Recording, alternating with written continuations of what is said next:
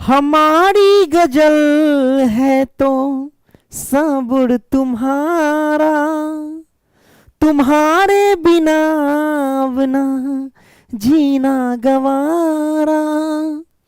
तुम्हें यूं ही चाहेंगे, तुम्हें यूं ही चाहेंगे जब तक है दम, बहुत प्यार करते हैं तुमको सनम।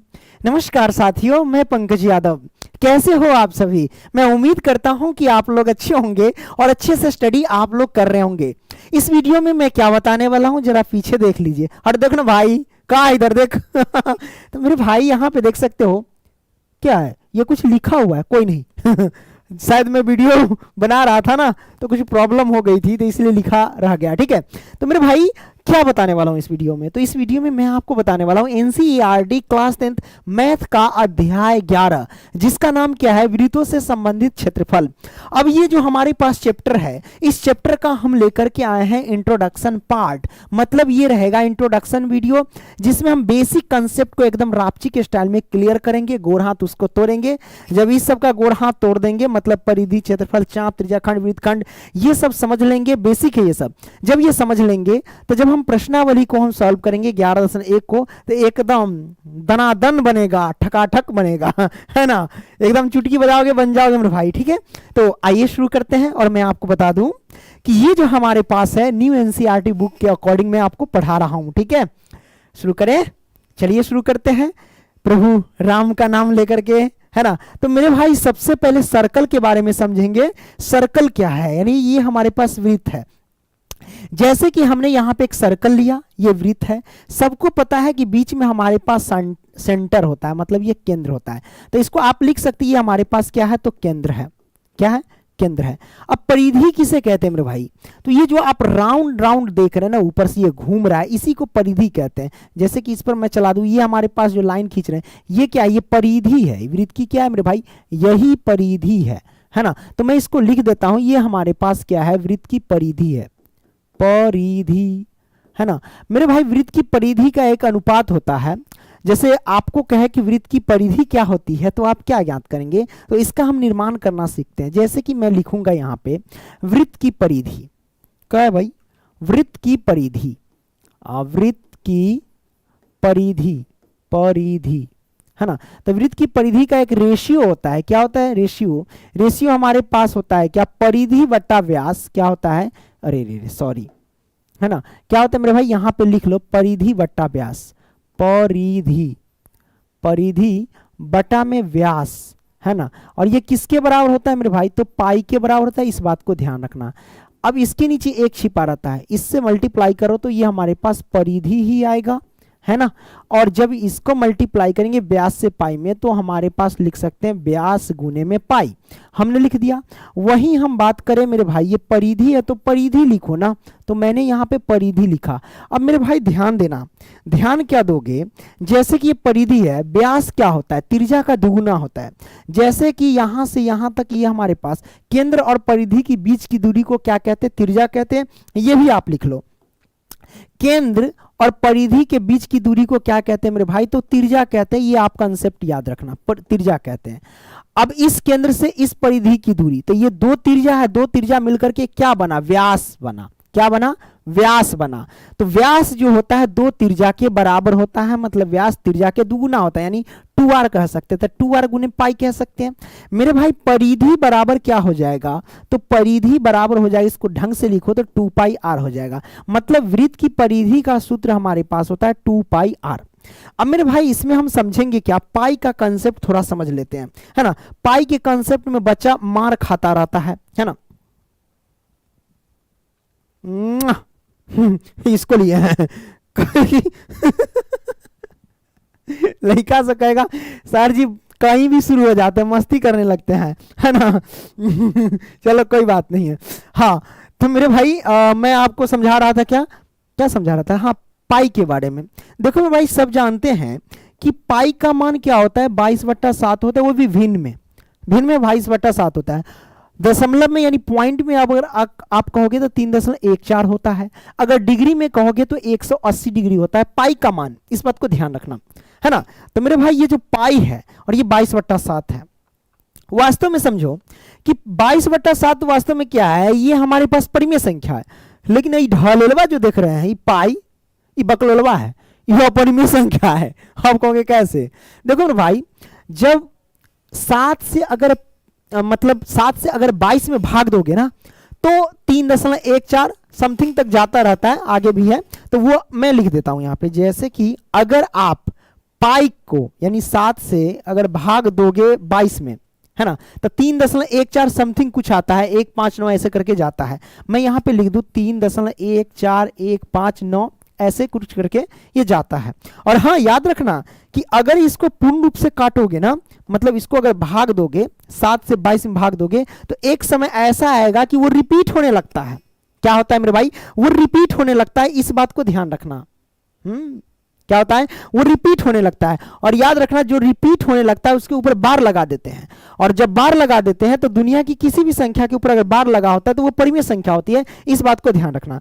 तो अगर 22 में अगर 7 से भाग दोगे तो 3.1459 समथिंग ऐसे कुछ करके ये जाएंगे, ठीक है, ओके। और बाद में रिपीट भी होने लगेंगे।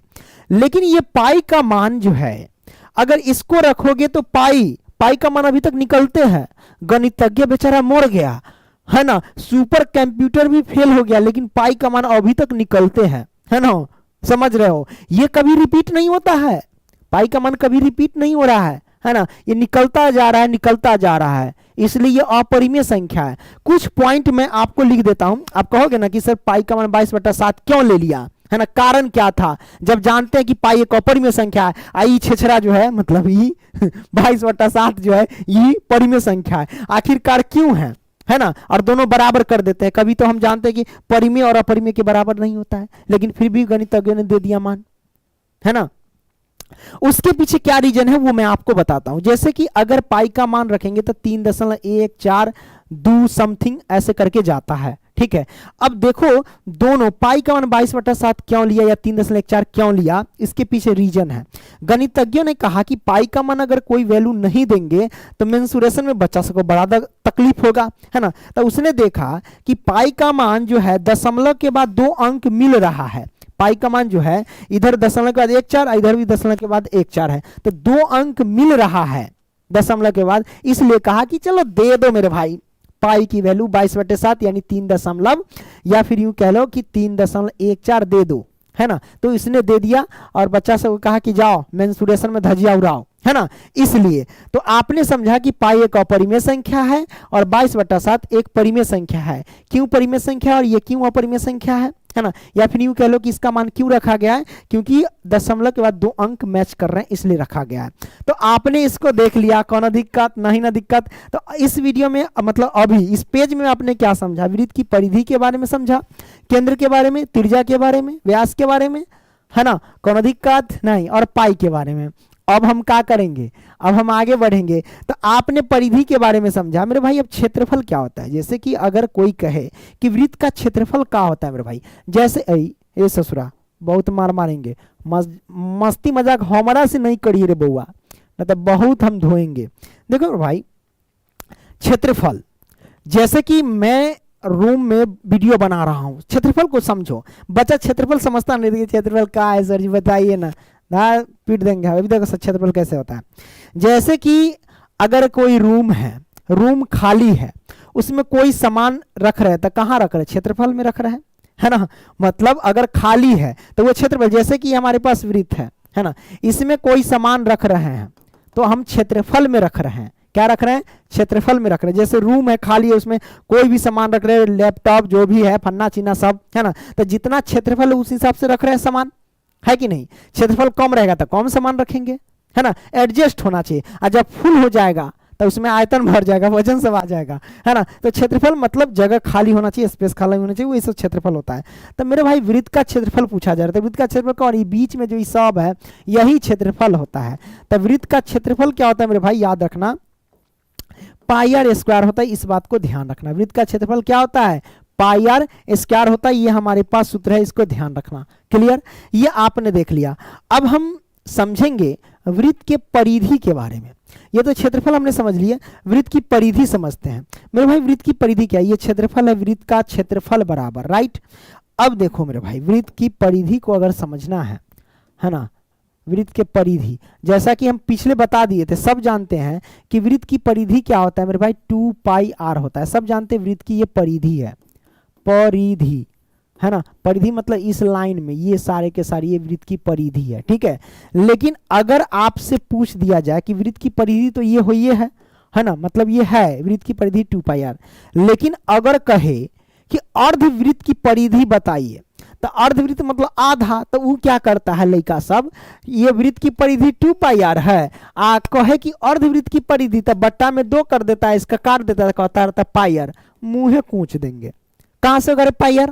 समझो, कंसेप्ट समझो, ऐसे थोड़ी ना होता है मेरे भाई, ऐसे नहीं होता है। देखो मैं आपको बताता हूं, अर्धवृत्त की परिधि पूछा जा रहा है ना, मैं समझाता हूं मेरे भाई, आपको मैं समझाता हूं। देखो ये वृत्त है, अब अर्धवृत्त की परिधि कह रहा है तो आधा कर दो, मतलब काट दो इसको। तो मैं क्या करता हूं, काट देता हूं। तो लो यहां से हम क्या करते हैं, काट देते हैं। ये लो, ये मैंने काट दिया, ये अर्धवृत्त हो गया। क्या हुआ? अर्धवृत्त हो गया। अर्धवृत्त हो गया तो इसको मिलाओगे ना, ऊपर से मैंने इसको मिला दिया, ओके, कोई दिक्कत नहीं। अब मेरे भाई अर्धवृत्त की परिधि पूछा जा रहा है, तो देखो आप क्या करो मेरे भाई, है ना, आधा कर देना, मतलब ये जो हमारे पास है अर्धवृत्त, जैसे वृत्त है, वृत्त की परिधि क्या होती है 2 पाई r, तो अर्धवृत्त की परिधि यानी आधा। तो आप क्या करो, आधा करोगे तो क्या होगा, हमारे पास पाई r होगा ना। 2 पाई r का आधा क्या होता है, पाई r। 2 पाई r का आधा क्या होता है, पाई r होता है। यानी तो हम लिखते हैं यहाँ पे अर्धवृत्त की परिधि, परिधि है ना, परिधि। तो अर्धवृत्त की परिधि हमारे पास क्या हो जाएंगे, है ना, अर्धवृत्त की परिधि ये होता है कि आधा कर दो तो 2 पाई r है, तो पाई r हो जाएगा। लेकिन ध्यान से 1 मिनट ध्यान देने वाली बात है कि परिधि सब जानते हैं कि ये गोल राउंड लगा रहा है, ये ना परिधि है कि नहीं है। तो अर्धवृत्त के परिधि मतलब ये जो राउंड आधा लग रहा है, यही ना अर्धवृत्त की परिधि हुआ। तो अर्धवृत्त की परिधि पाई r। लेकिन रे बउआ ये देखो, ये तो बढ़ गया, इतना ये जो लाइन है ये बढ़ गया, तो इस लाइन को क्या कहते हैं, व्यास कहते हैं। मतलब व्यास तो बढ़ गया, तो प्लस में क्या हो जाएगा, व्यास हो जाएगा। क्लियर? अब मेरे भाई इसको थोड़ा ऐसे लिखो कि पाई r है तो पाई r प्लस में व्यास किसके बराबर होता है, तो त्रिज्या का दुगुना होता है, यानी 2r कह सकते हैं। तो अर्धवृत्त की परिधि पाई r प्लस 2r हुआ। इसे कॉमन लेकर के इसे ऐसे भी तो लिख सकते हैं, पाई कॉमन नहीं हुआ, r कॉमन लेंगे, तो r कॉमन लेंगे तो क्या होगा, पाई प्लस में 2 होगा। लो अर्धवृत्त की परिधि हो गया। अब बताओ कोनो दिक्कत? नहीं ना दिक्कत, है ना, बोलो हवट खुजली परेशानी है? नहीं ना, होना भी नहीं चाहिए, है ना।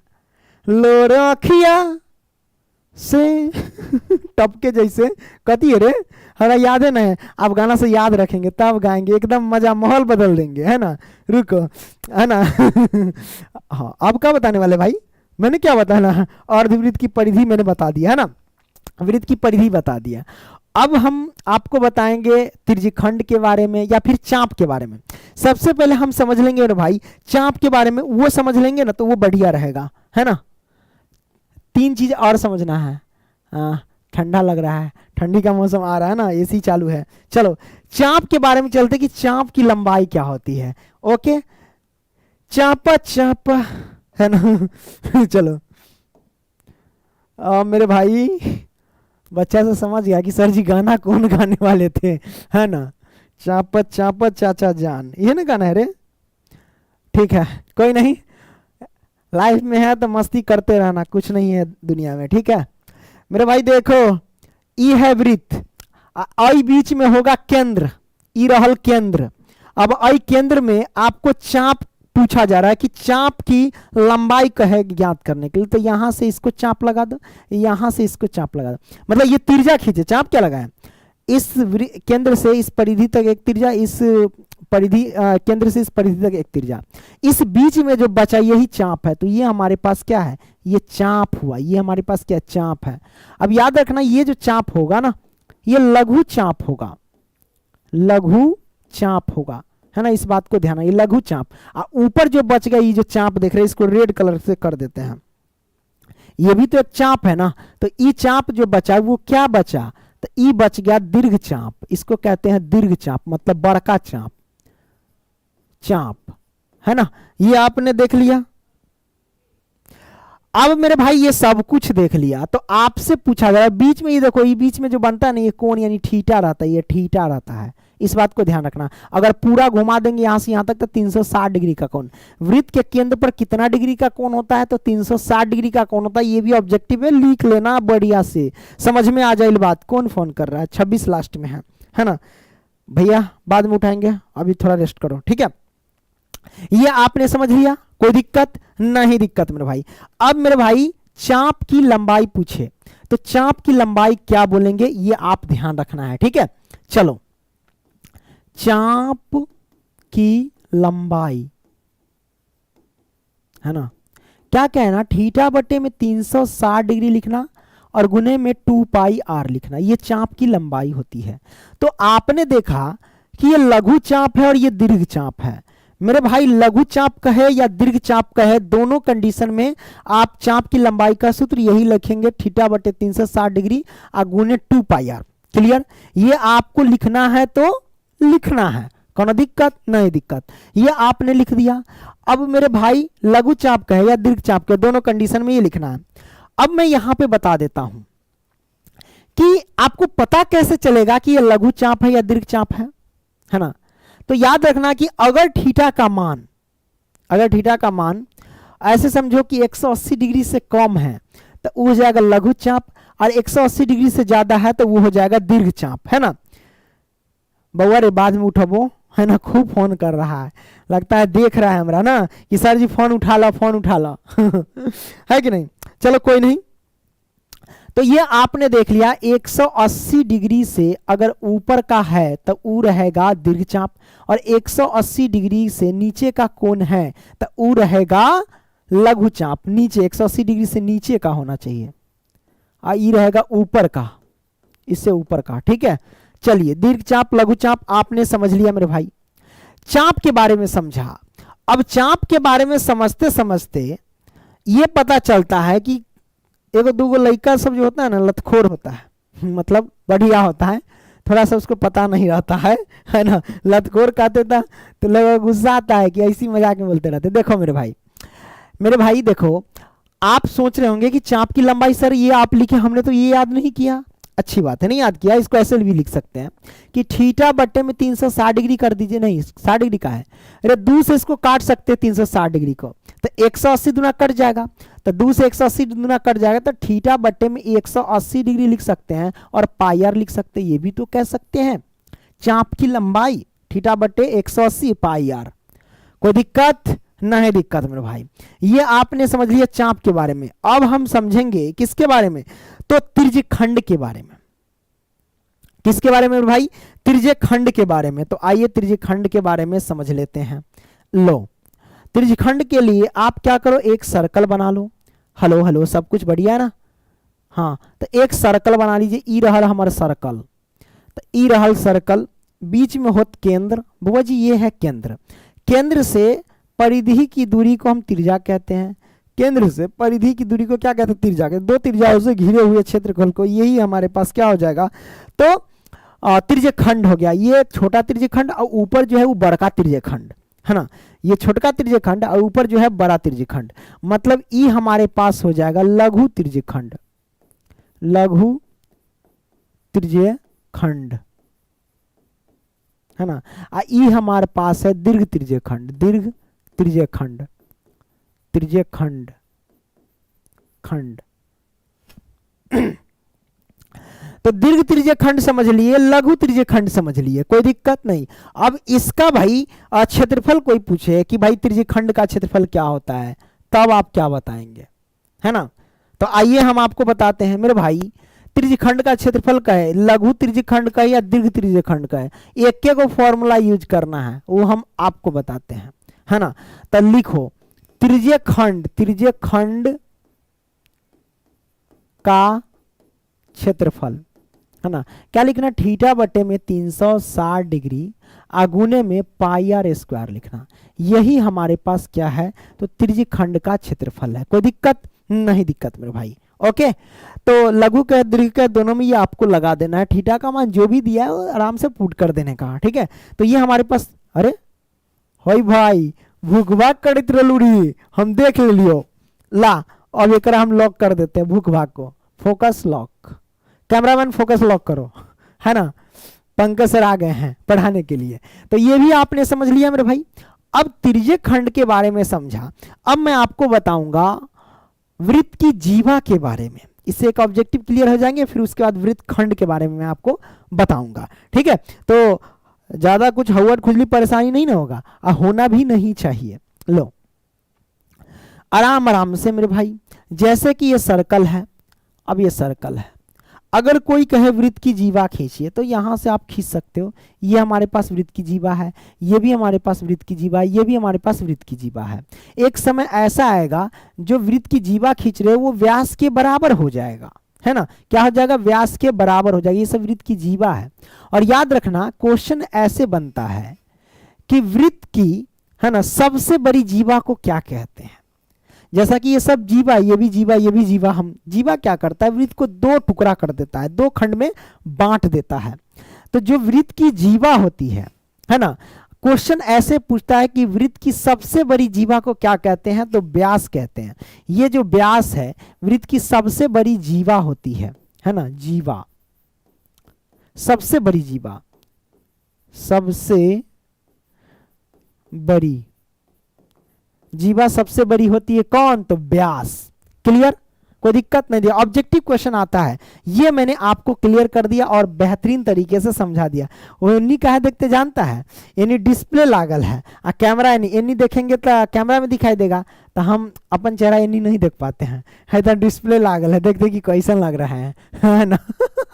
ठीक है, तो वृत्त की जीवा आपने समझा। अब हम क्या समझाएंगे भैया, हम क्या समझाएंगे, मजे ले लेके समझाएंगे, है ना। क्लास में मजा लेना भी जरूरी है, ऑफलाइन नहीं ऑनलाइन, अब खुद को एक्टिंग करना पड़ता है। आप क्या कहते हो, लेकिन लड़का से हम देखते रहते कमेंट सब बहुत हंसी मजाक करता रहता है। हाँ, अब हम समझाएंगे वृत्त खंड के बारे में। आइए सर, वृत्त खंड को मैं आपको समझा देता हूँ। वृत्त खंड क्या होता है सर, जैसे कि, अरे ससुरा, वृत्त खंड ये है वृत्त। अब वृत्त से मैं कोई एक जीवा खींच लूं, यहां से यहां तक ये जीवा खींच लिया, तो ये वृत्त खंड हुआ। क्या हुआ, एक ये वृत्त खंड हुआ, है ना।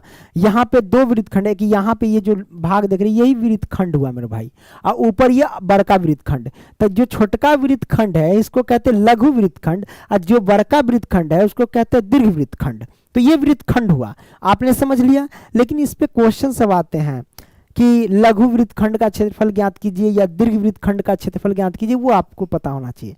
तब वृत्त खंड का क्षेत्रफल ज्ञात करने के लिए सबसे पहले ये पता होना चाहिए कि बीच में केंद्र होता है। तो परिधि से केंद्र की दूरी को त्रिज्या कहते हैं, परिधि से केंद्र की दूरी को क्या कहते हैं, त्रिज्या कहते हैं। अगर आपको मेरे भाई छोटे वाले वृत्त खंड का क्षेत्रफल ज्ञात करना इसका, तो कैसे निकालोगे, तो आप गौर से देखिए मेरे भाई कि यहां से लेकर के जो डायग्राम बना रहा हूं, यहां से लेकर के यहां तक और यहां से लेकर के यहां तक मैं मिला रहा हूं, ये एक प्रकार का त्रिज्यक खंड है। क्या मेरे भाई, त्रिज्यक खंड है। तो अगर वृत्त खंड का क्षेत्रफल ज्ञात करना है तो पूरे त्रिज्यक खंड के क्षेत्रफल में से इस त्रिभुज के क्षेत्रफल को घटाना पड़ेगा, तो इतना बच जाएगा। कोई दिक्कत नहीं, दिक्कत। तो मैं यहां पे ब्लर हो गया क्या, ठीक है, चेहरा तो ठीक है। तो मेरे भाई अभी मैं निकाल रहा हूं किसका, तो लघु वृत्त खंड का क्षेत्रफल। क्या मैं लिखता हूं, लघु वृत्त खंड का क्षेत्रफल, वृत्त खंड का क्षेत्रफल, हाँ ये रहा क्षेत्रफल, है ना। अब हुआ देखो, तो लघु वृत्त का खंड का क्षेत्रफल, तो आप क्या करो, ये पूरा हमारे पास एक त्रिज्यक खंड है, तो त्रिज्यक खंड के क्षेत्रफल लिखो मेरे भाई। लिखते हैं त्रिज्यक खंड त्रिज्यक खंड का क्षेत्रफल, औही में से माइनस कर देंगे क्या, त्रिज्यक खंड क्या, त्रिभुज का क्षेत्रफल माइनस कर देंगे। तो त्रिभुज का क्षेत्रफल ज्ञात करते, त्रिभुज का क्षेत्रफल, ठीक है, ये हमारे पास आ गया। लेकिन इसमें भी कंडीशन है भाई, त्रिभुज का क्षेत्रफल है तो कौन से त्रिभुज का क्षेत्रफल लगाएंगे, तो मैं आपको बताता हूं। यदि अगर आपके पास थीटा बराबर 90 डिग्री है तो याद रखना तब वृत्तखंड का यानी लघु वृत्तखंड का क्षेत्रफल क्या हो जाएगा। अगर थीटा 90 डिग्री है तो लघु वृत्तखंड का क्षेत्रफल हो जाएगा तिर्यक खंड का क्षेत्रफल माइनस के समकोण त्रिभुज का क्षेत्रफल। वो त्रिभुज समकोण में बदल जाएगा यदि थीटा 90 है तो। तिर्यक खंड का क्षेत्रफल क्या होता है, थीटा बट्टे में 360 डिग्री अब पाई आर ए स्क्वायर होता है, इसी में से माइनस कर देंगे। अगर थीटा 90 डिग्री है तो समकोण त्रिभुज, समकोण त्रिभुज का क्षेत्रफल। क्लियर, हमने कर दिया है ना। तो ये आपने देख लिया मेरे भाई। अब वही हम बात करते हैं सर, अगर थीटा मान लो मेरे भाई कि अगर थीटा का मान यानी इस बीच में कौन होता है मेरे भाई, है ना, इस बीच में थीटा का मान होता है, इस बात को ध्यान रखना। यदि थीटा का मान समझो कि ऐसे दे दे 60 डिग्री दे दे, तब उस स्थिति में लघु वृत्तखंड का क्षेत्रफल क्या होगा। तो उस स्थिति में लघु वृत्तखंड का क्षेत्रफल होगा थीटा बटे में 360 डिग्री और पाई आर स्क्वायर माइनस के, समकोण त्रिभुज है, अब 60 डिग्री आ गया तो समबाहु त्रिभुज का क्षेत्रफल हो जाएगा। क्या हो जाएगा, समबाहु त्रिभुज का क्षेत्रफल। तो मैं यहां पे लिख देता हूं समबाहु त्रिभुज का क्षेत्रफल, ये हो जाएगा। तो समबाहु त्रिभुज का क्षेत्रफल क्या होता है मेरे भाई, है ना, √3/4 अगुने में भुजा स्क्वायर। ठीक है, यही आपको घटाना होता है। कोई दिक्कत नहीं, दिक्कत मेरे भाई। तो ये आपने समझ लिया।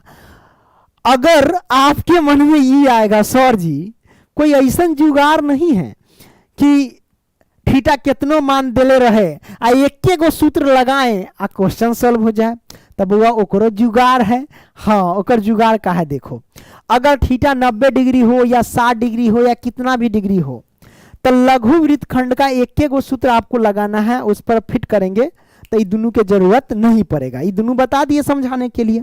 तो वो सूत्र क्या है, अगर आपको लघु वृत्तखंड का क्षेत्रफल निकालना है, जब इन दोनों को सूत्र का यूज नहीं करना है, तब उसका क्या होगा। तो आप क्या करना, थीटा बट्टे 360 डिग्री तो आपको लिखने आवे करता है, अगुने पाई आर स्क्वायर तो डालने आते ही है, ये मैंने डाल दिया। इसमें से आपको माइनस कर देना है 1/2, है ना, आर स्क्वायर साइन थीटा को।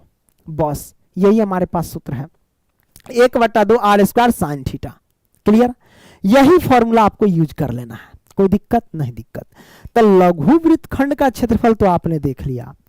अगर आप कहे, मतलब आप क्या कहे, आपको कहेगा कि सर लघु वृत्तखंड का हो गया, अब दीर्घ वृत्तखंड का, तो दीर्घ वृत्तखंड ये ना है, तो दीर्घ वृत्तखंड का क्षेत्रफल हम कैसे ज्ञात करेंगे, वो आपको बताना होगा सर जी। तो एकदम सिंपल है रे भाई, देखिए कैसे होता है, मैं आपको बताता हूं, मैं बताऊंगा मैं आपको। चला रामदास, चिंता क्या करते हैं। ये देखो, यहां से मैंने इसका छोटा कर दिया। अब मैं यहां से बताऊंगा दीर्घ वृत्तखंड का क्षेत्रफल, दीर्घ वृत्तखंड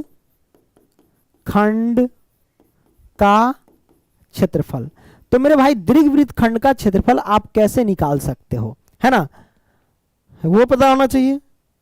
अरे भाई आवाज खटर खटर ना करे छी, माइकवा हमर गड़बड़ है, हिले छी तो गड़बड़ा जाए छी।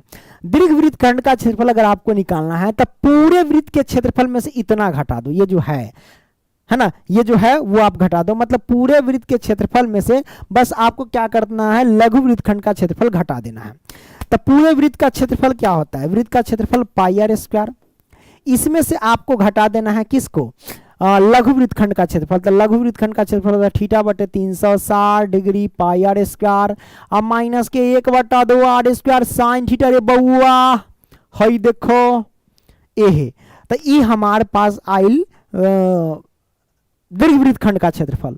कोनो दिक्कत नहीं, हवट खुजली परेशानी नहीं होना चाहिए।